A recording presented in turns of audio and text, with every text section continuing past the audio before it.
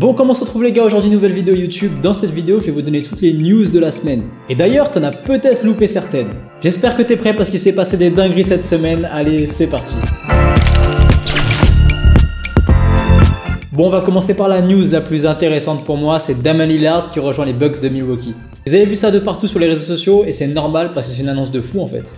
Je sais pas si t'es au courant, mais Damian Lillard n'a jamais joué avec un aussi bon joueur que Giannis. Il a toujours eu des joueurs assez lambda à côté de lui. Donc j'ai hâte de savoir ce que ça va donner avec Giannis aux Bucks. S'il y a bien une chose que ce trade nous a montré, c'est que les sentiments n'ont pas lieu en NBA.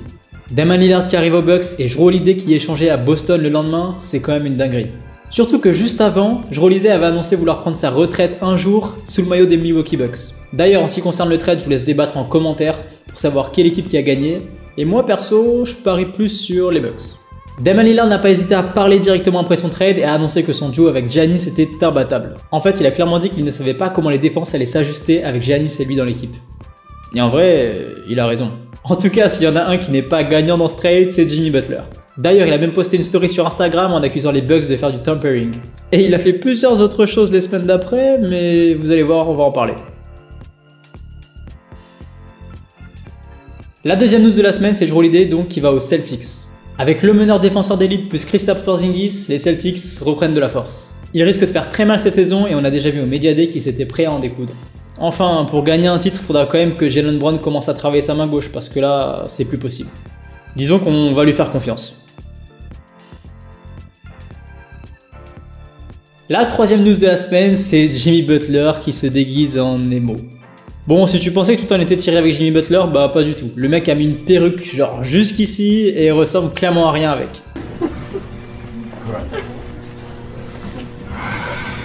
Un an avant, Jimmy Butler était déjà venu au Media Day déguisé et c'était déjà pas terrible. Mais ça, c'était rien par rapport à ce qu'il a fait il y a quelques jours. Quand on lui demande pourquoi il a fait ça, il explique qu'il navigue entre le bonheur et le malheur et qu'il faut bien passer par le mode emo un jour. D'ailleurs, rien qu'à regarder la réaction de Bam Adebayo à côté, ça prouve qu'il allait un peu loin. Parce qu'en vrai, d'habitude, Bam Adebayo, c'est un mec très sérieux, et là, il était hors de contrôle. Mais bon, Jimmy, t'es peut-être allé un petit peu trop loin. Parce qu'un journaliste a annoncé que le Heat n'appréciait pas du tout ce qu'il a fait, et que ça ne rentrait pas dans les codes de la franchise. La quatrième news, c'est les nouveaux maillots NBA, et ils sont plutôt stylés. Cette semaine aura été riche en publications et en leaks parce qu'on aura eu affaire aux nouveaux maillots City Edition. On a ceux des Heat, des Warriors, des Bulls, des Mavericks, des Grizzlies et des Raptors et franchement ils sont plutôt stylés. Là ils ont fait ça vraiment bien et il y en a certains que je trouve magnifiques comme ceux des Raptors par exemple. Par contre il y en a certains qui ont été designés par des gens aveugles parce que ceux des Bulls et ceux du Heat sont assez bizarres aussi. Bon, visiblement ces deux équipes se lancent un challenge pour le maillot qui ressemblera le plus à un maillot d'entraînement. Mais bon, on va les laisser tranquilles et passer à la cinquième news. Bon, Wemby, vous le connaissez, je le connais, on le connaît, tout le monde le connaît. Mais il y a un truc qui nous a tous surpris en début de semaine, et c'est sa mobilité. J'étais sûr et certain que le mec allait s'entraîner tout l'été et faire un truc de ouf, mais je m'attendais pas à ça. Du haut de ses 2,24 m, le boug a une souplesse vraiment incroyable. Franchement, ça annonce pas mal de belles choses, parce qu'un mec de 2,24 m qui sait faire ce genre de truc, c'est assez impressionnant, et ça va sûrement lui servir pendant la saison. On verra comment ça se passera avec Wembanyama cette saison, parce qu'en vrai il a quand même été assez discret cet été, il s'est concentré sur sa prise de muscle et ses entraînements. D'ailleurs les gars, on va jouer un petit jeu, essayer de prédire son premier match, les stats de son premier match ici en commentaire. Pour la sixième news, on va parler de James Harden. Bon, dans les grosses demandes de transfert de cet été, forcément on a Damian Lillard et Jrue Holiday, mais il y a aussi le petit James Harden qui toque à la porte. Sauf que le barbu, il a demandé son trade de la moins belle des manières possibles, je pense. Alors de base, il a prolongé sachant que Daryl Morey lui aurait promis un trade. Chose qu'il n'aurait pas faite et qui aurait mis James Harden en colère. Le meneur des Sixers demande alors son trade sans destination favorite, à skip, parce qu'en fait, il aimerait bien aller aux Clippers, je pense, et les Clippers sont très intéressés. Mais du coup, au final, James Harden, où est-ce qu'il en est? Il y a quelques jours, alors que les Sixers étaient en plein Media Day, il est tout simplement pas venu. Le mec est resté chez lui, ou alors il allait en boîte de nuit, je sais pas, mais il est juste pas venu au Media Day. Alors logiquement, tout le monde s'est dit qu'il serait pas là pour le training camp, mais en fait, il est venu au training camp et il s'est entraîné avec les joueurs des Sixers. Et le pire, c'est que le mec était in shape, il était costaud, en forme et prêt à jouer au basket. En vrai, ce mec-là, il est totalement imprévisible et sa situation ne semble pas avancer. Alors, est-ce qu'il va refuser de jouer pour les Sixers cette saison? Je ne sais pas, et honnêtement, il n'y a que lui qui le sait. Mais il y a un petit truc que je sais, et je vais vous en parler tout de suite.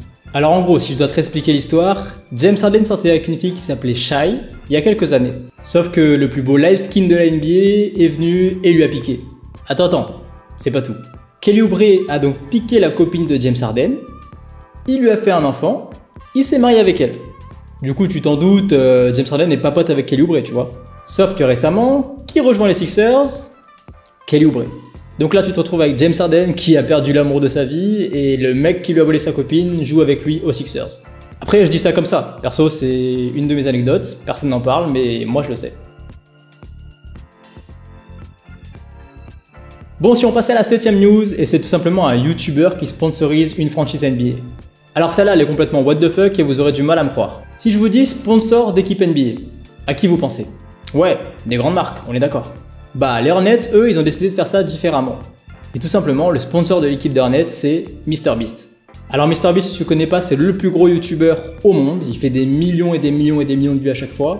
Et il a beaucoup d'argent. Alors si on rentre un peu dans le détail, il ne s'agit pas de sponsoriser la chaîne de MrBeast sur les maillots, mais sa marque de chocolat qui s'appelle Feastable. Après, quand on regarde sur les maillots, c'est le logo de MrBeast qui apparaît juste ici. Mais bon. Ok, le monde évolue, mais ça fait quand même bizarre qu'un YouTuber sponsorise une équipe NBA. Ça prouve à quel point YouTube c'est devenu un vrai métier et que c'est quelque chose de sérieux. Ouais, je me verrais bien sponsoriser une équipe de Grenoble genre en départ. Non? Très mauvaise idée, très mauvaise idée. La 8ème news, c'est une mock draft spéciale pour les Français. Récemment, ESPN a sorti sa mock draft de 2024, ça a forcément parlé en bien comme en mal, mais nous, on va parler des Français. Pour l'instant, ils mettent en premier choix de pick Ron Holland, un joueur des Init qui va progresser cette année avec cette équipe. Mais la vraie bonne nouvelle de cette mock draft, c'est les joueurs français qui vont être draftés assez haut. On en retrouve 6 au total et on a Zachary Rissaché, Tidjane Salone, Melvin Ajetsa, Pacome Dadier, Alexandre Sarr ou encore Zachary Perrin. Bon, malheureusement, la plupart vont peut-être descendre ou monter dans la draft, mais c'est quand même important de parler des jeunes français et de montrer que la hype autour des joueurs français augmente considérablement. Honnêtement, je pense que Wembanyama a un gros coup là-dedans et c'est aussi lui qui ramène toute cette hype sur la France. Franchement, Zachary Rissaché en 11ème place et Alexandre Sarr en 4ème, c'est super intéressant. 9ème news et on parle de Joel Embiid qui veut aller chez Team USA. Bon, honnêtement, Joel Embiid il a mis une grosse feinte à la France. Tout le monde pensait compter sur le joueur MVP pour les JO, mais malheureusement ça sera pas le cas. Je pense qu'en vrai la déclaration de LeBron a vraiment eu un électrochoc et on va sûrement avoir le droit à la nouvelle Redeem Team du côté des USA. D'ailleurs le pivot va être très bien accompagné parce qu'à côté de LeBron, il y a aussi Kawhi qui vient juste d'annoncer qu'il allait rejoindre l'équipe. Franchement, un petit match France-USA à Paris avec toute l'histoire qu'il y a eu autour d'Embiid, ça me plaît pas mal. En plus il y aura sûrement Wemby donc ça va être super intéressant, mais après il faut quand même se qualifier quoi. En tout cas, ça faisait longtemps qu'on n'avait pas vu une Team USA aussi déterminée à revenir pour gagner, et ça risque de faire super mal, donc franchement, j'ai hâte d'être au JO 2024. 10ème news, c'est la signature shoes de Anthony Edwards et de Scoot Anderson. On va donc finir les actus de la semaine avec des nouvelles paires. Les deux joueurs ont leurs chaussures signature, un chez Adidas et un chez Puma. Je vous montre les visuels et à vous de me dire ce que vous en pensez. Après, c'est hyper impressionnant de voir qu'un rookie qui n'a encore jamais mis un pied sur le terrain a déjà une paire signature. Et ça prouve à quel point Scoot est un joueur générationnel qui a un grand talent. Après, du côté d'Anthony Edwards, on se doutait qu'il allait signer très tôt.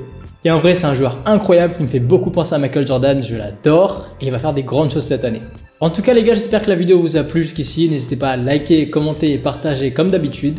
Si ce format vous plaît, vous pouvez me donner de la force en partageant sur les réseaux ou tout simplement en le partageant à vos amis. En tout cas, prenez soin de vous, on se dit à la prochaine et handle your story.